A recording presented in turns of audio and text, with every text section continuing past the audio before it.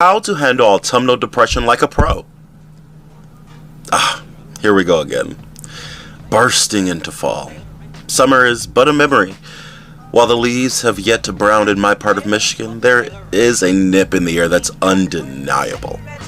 While we all love big boy sweater weather spooky season, fall also means that SAD, aka seasonal affective disorder, aka seasonal depression, aka the autumnal slump, aka the fall, is right around the corner. For me, my birthday, so great, my birthday of September 24th signals the start of my annual decline into a depressive episode that lasts until somewhere near the spring equinox. Some people call it seasonal affective disorder. I call it hell. Though it is torturous, I have found some ways to make my ride down the River Styx a lot more comfortable. And here they are. Mr. Butter's note. You may actually hear a difference in how I'm speaking in a couple parts of this video. The original part of this was shot when my medication was not working very well.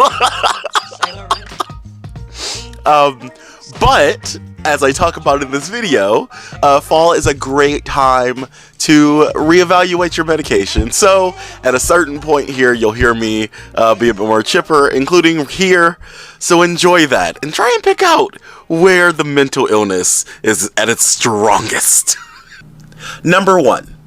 Change your meds. The change in season causes a change in brain chemistry. Even if your meds had been working previously, now might be the perfect time to increase your dose, add a helper, or take a break. If you're not on meds, it might be a good time to think about it. Talk to your doctor and see if there's something you can try. Back in 2012, I started taking antidepressants for the first time. Wellbutrin, 100 milligrams daily. 2 years later, I asked for a switch to something different, and she added Zoloft, 50 milligrams daily. At about only 9 days into that change, I felt a hell of a lot better. I'd regained my optimism, creativity, and imagination. It had been a long time, and it was very nice to feel that. And it doesn't stop, because this year, actually, I had to do it all over again. I was feeling crazy anxious, just out of this world, irritable. And I asked my doctor, or I told my doctor about that and wanted to see if there was a medication change.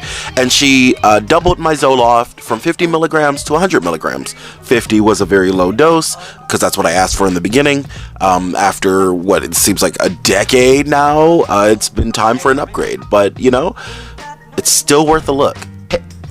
Number 2, invest in a 5500K lumen light bulb or higher.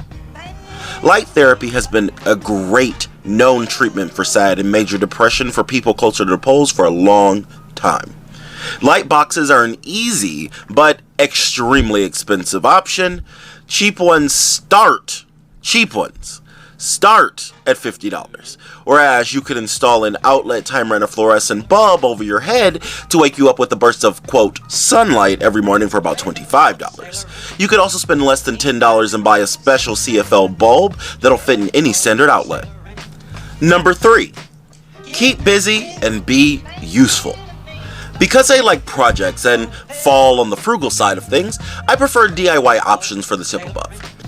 Even if you have the cash for a light box, it's always a great idea to aid your sense of accomplishment with a series of short projects or a long-term hobby. Although I have found some types of tasks, projects, and hobbies work better than others. For my depression, getting a useful hobby with measurable results has been a life and mind saver. Having something to care for, watching something grow, getting better at something, these things keep me connected to the world and people around me. Currently, I care for an indoor garden, a guinea pig, and a human pup submissive. I also started a new blog, wrote this article, and have taken a keen interest in the effects of cannabis on sex. You don't have to do all that, but even taking care of a fish or an orchid could be enough to keep you going. Number 4, give yourself a break. My depression feels like nothing, and literally everything is happening at once. The result is an exhausting mixture of behaviors that is at times frantic, tense, or eerily still. Sometimes all at once. A bitch gets tired from time to time, and when that happens, I give myself the time to rest up, even if that means sleeping for 24 hours straight. Even under ideal brain conditions, rest is necessary. Autumnal depression, or SAD, has a way of zapping our energy like nothing else. It's important to know when it's time to rest. You're not a failure for needing a nap or some solo Netflix and chill time. Number 5. Get stimulated. Now, I'm not a doctor or an expert on this. All this information I'm sharing is personal experience. So, for me, the morning is a crucial time. I find if I can get my day started right when I get out of bed, I can usually rev up to a functional level of energy. If not, I'm kind of fucked. Previously, I fixed that with some not so legally acquired Adderall, but it raised my blood pressure too high. Now I start my day with a cup of coffee or two, and my prescribed medications. Now, there is something in getting up and doing a useful thing plus ingestion of that stimulant. It really seems to help me. I also like smoking cigarettes or using like a nicotine vape for the same reason. It's just very stimulating for my mind and body, especially when I'm feeling down.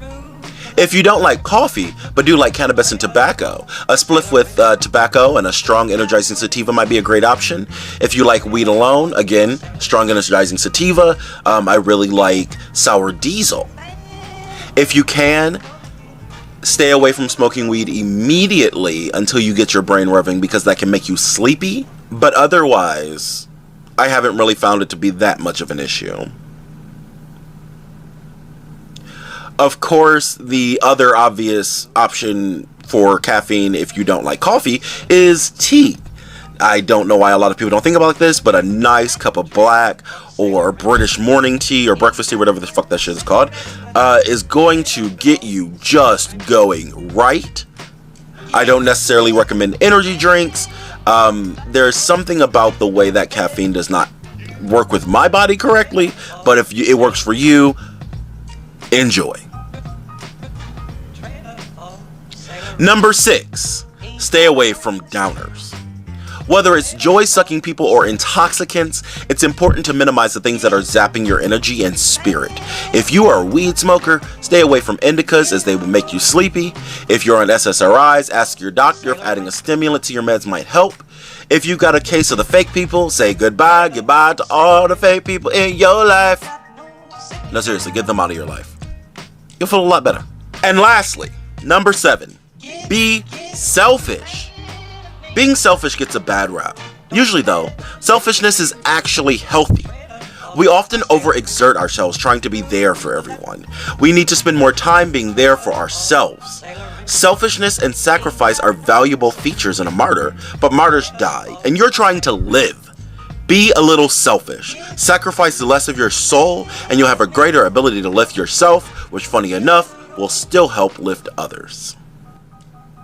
Now, I know that's a lot of tips, but that's everything I know on